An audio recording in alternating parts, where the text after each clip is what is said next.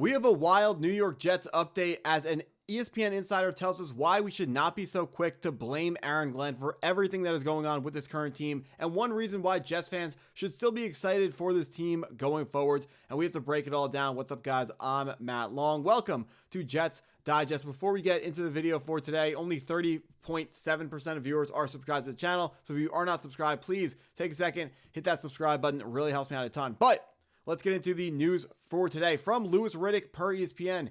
Anyone who right now is running out of patience saying, look, Aaron Glenn may not be the guy, look how bad they're playing, I can assure you that's not what they are coaching. What may end up happening in New York is to make an example of some people on the bottom part of this roster. He then went on to also say they are a much more talented team than they've shown so far. They lost 2 games by a walk-off type of situation and got beat down by one team, that was Buffalo. Miami didn't beat them down. You can't win with 100 yards of field position being lost in penalties and commit 3 turnovers.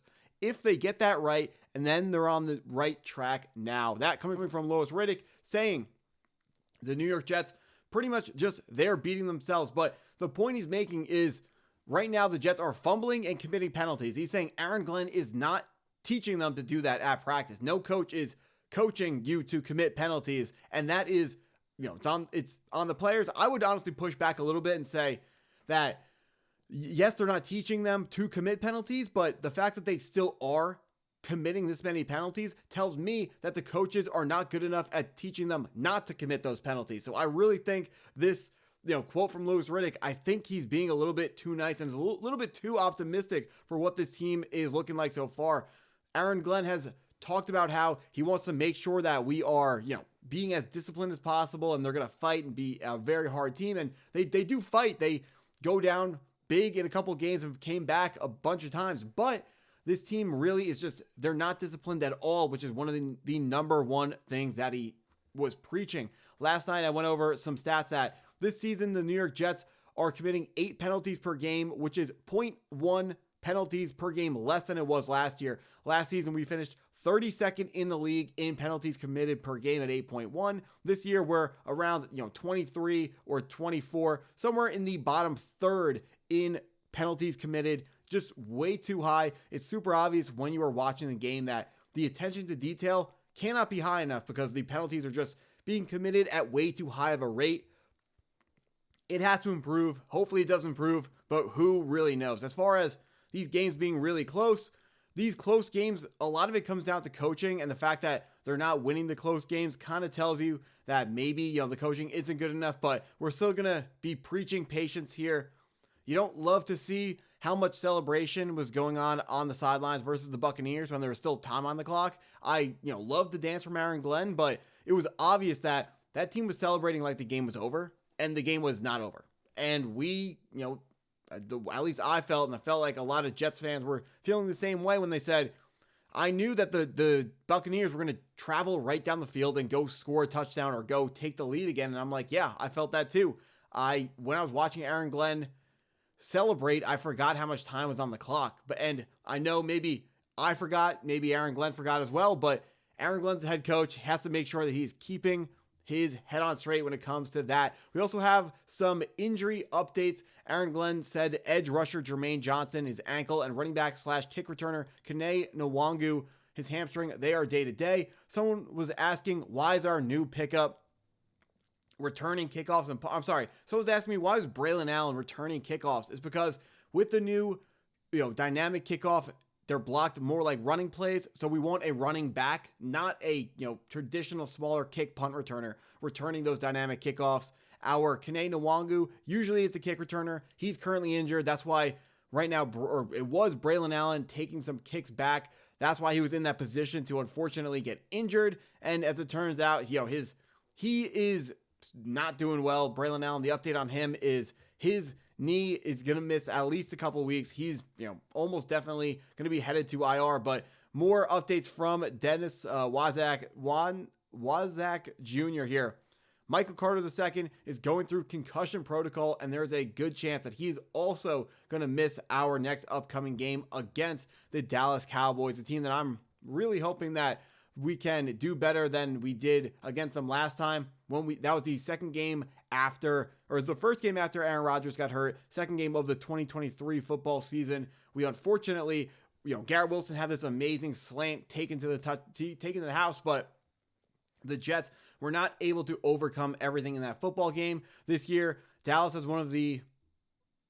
Dallas has the worst defense in the league. Had to correct myself there. Worst defense in football. The New York Jets should be able to run all over them. Although we do know Jerry Jones just traded away Micah Parsons, and the number one thing he said was we need to stop the run. And Micah Parsons doesn't do that. The guy we brought in with this trade is going to do that. They brought in Kenny Clark from the Green Bay Packers. So they want to stop the run. The Jets want to run the ball. We're going to be down Braylon Allen 100%. He's not announced as out yet. He will 110% be missing this game. So, but fortunately, we're still going to have running backs with Isaiah Davis, with Breece Hall. The New York Jets have to find a way to impose their will. And what has to be different from the Miami Dolphins game to this game is after you look amazing on the first drive, and the New York Jets we're going to be able to run all over the Cowboys defense. After you can run the ball down their throats over and over and over again on the first drive, we have to make sure we don't forget about that and don't go away from the run game. I'm not saying the Jets abandoned the run game, but they went away from it. Defensively, our offense versus their defense shouldn't be an issue. What will be a problem is Dak Prescott is currently playing like an MVP candidate. Casuals love to hate on Dak Prescott. If you don't think Dak Prescott is a top 12 quarterback, you probably don't know football. It's that simple. But they will be a problem.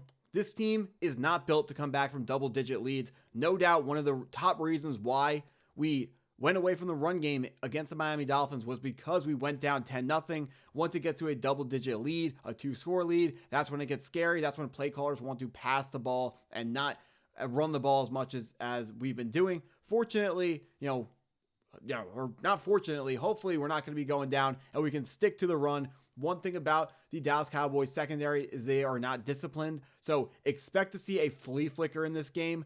The Cowboys were ready for it last game, but 2 games ago, Luther Burden of the Chicago Bears had his first career touchdown on a bomb from Caleb Williams off of a flea flicker. Expect to see the New York Jets test that secondary and see what that secondary's got. But one last thing that I wanted to bring up was the scores of the game so far. With what Louis Riddick said, he said, they got blasted by the Buffalo Bills, and we did. It was 30-3 at some point. But the other 3 games were all close. The Jets outgained the Dolphins by a ton on Monday night, but 3 turnovers and all those penalties, it's impossible to win in the NFL when you're doing things like that. So 6-point loss there. Buccaneers needed a game-winning drive. Pittsburgh Steelers also needed to put together some heroics at the end to take down the New York Jets. Steelers with a pretty impressive win versus the Vikings last Sunday morning. You have to imagine that Steelers team is at least somewhat respectable. I mean, I think the Dolphins are really bad, but I know the Buccaneers and Steelers, those are good teams that we were able to stand toe-to-toe with and have a lead late in the fourth quarter in both of those games. Have to stop beating ourselves. I can't stand the fumbles. I can't even remember right now how many turnovers this Jets team has, but we know how many turnovers they forced, which is 0.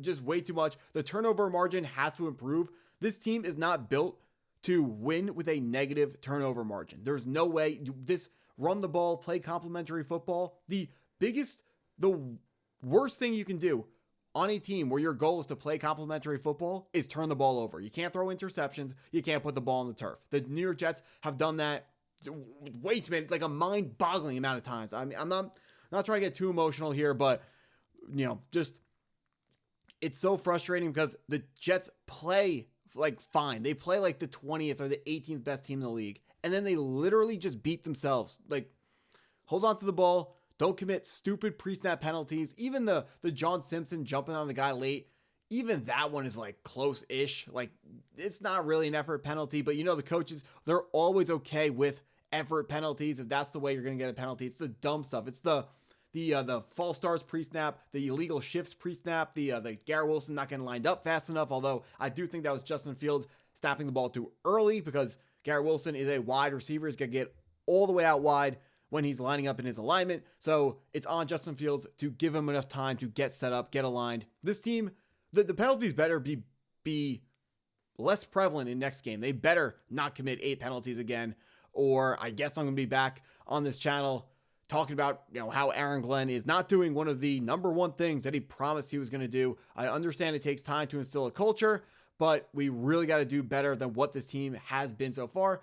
But I mean, really, from last game, I think it can only get better, but we'll see. Because with the New York Jets, it always feels like when you don't think it can get any worse, it gets worse. But hopefully it gets better. If you enjoyed the video, please hit that like button, hit that subscribe button if you are new to the channel, and go Jets.